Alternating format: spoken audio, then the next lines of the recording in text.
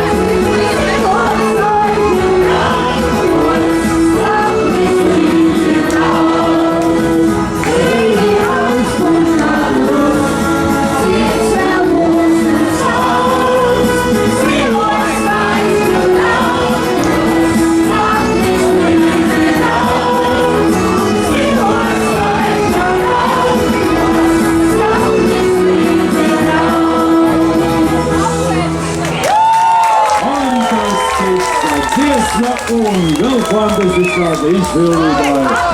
Aplausi Gitai!